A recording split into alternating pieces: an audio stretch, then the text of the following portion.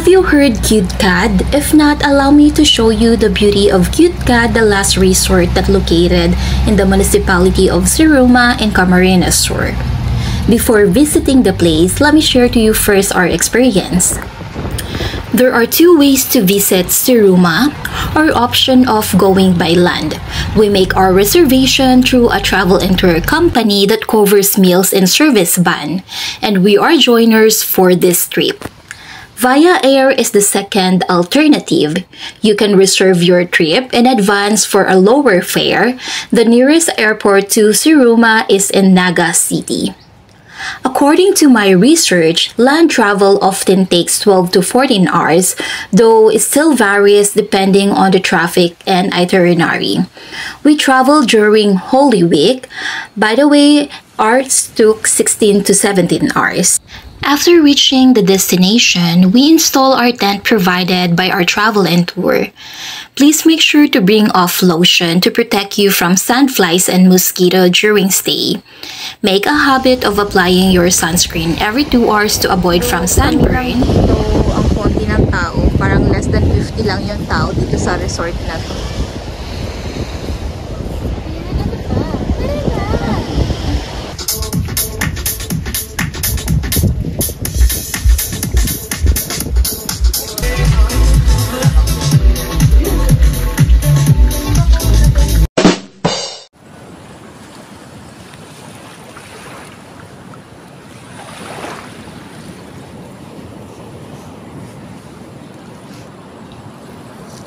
Meron? Ang babaw lang. Maliit lang. Daming ano. Ayun, may ano lang siya.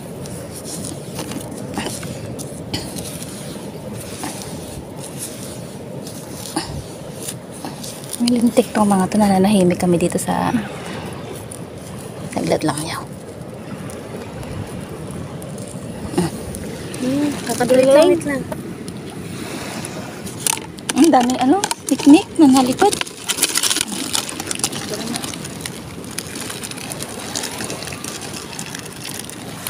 Happy?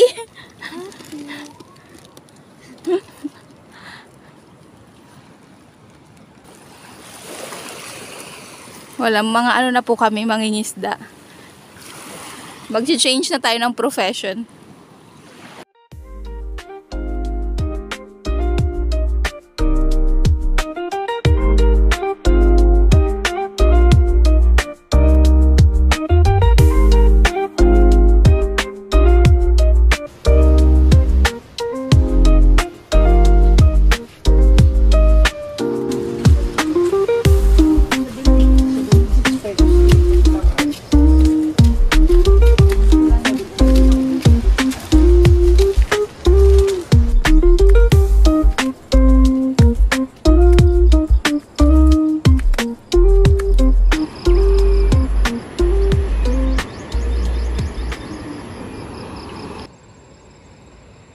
Ganda. Doon banda yung tent namin. Ay, kabayo. Look what we have here. Ganda. Ang exclusive ng lugar. Ayun na yung Black House.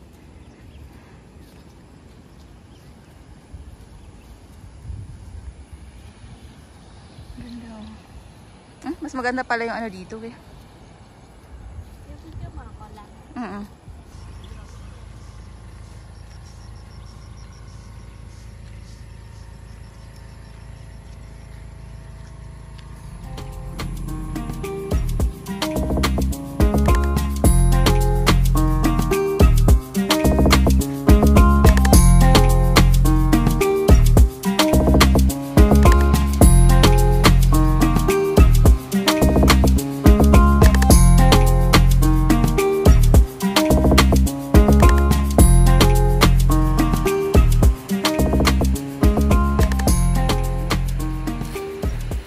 If you intend to visit, you can message KudeCat The Last Resort Facebook page personally or make a reservation through Travel and Tour.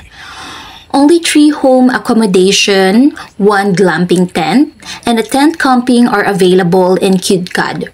Reservation are required in advance as walk-ins are not permitted. Look how beautiful the place is. Super private.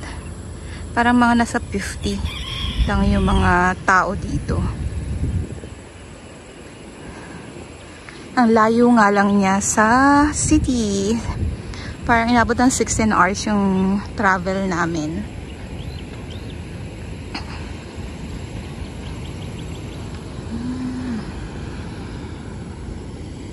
Pupunta dun kami later. Magte-trekking kami.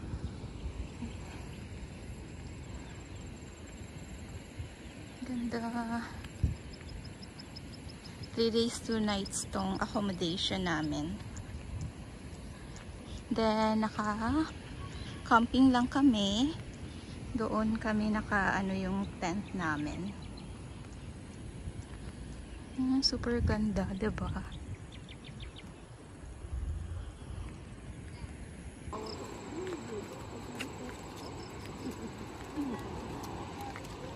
Asa na kuya yung nagpapalipad ng drone?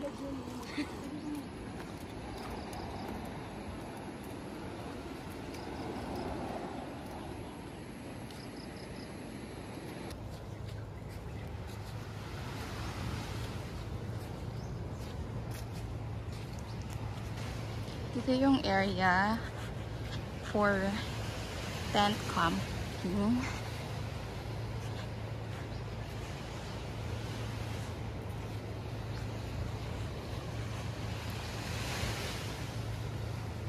Konti lang kami dito, ilan lang yung mga may nakalatag ng tent.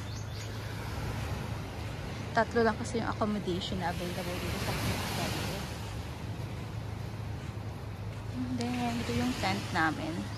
Umulan kanina pero buti dumaan lang. Hindi siya dire-diretso. Papunta kami sa Dalgagona Hill. So, may trekking. Yun yung pupuntahan namin.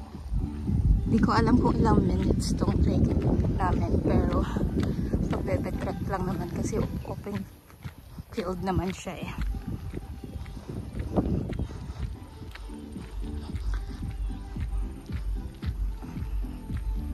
Ang ganda.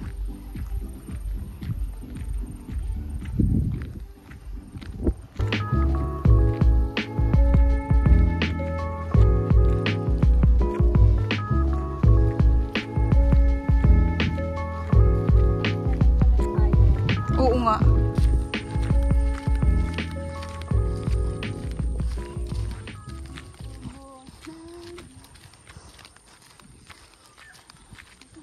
It's an open trail.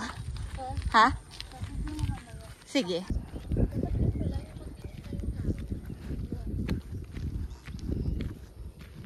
Ganda.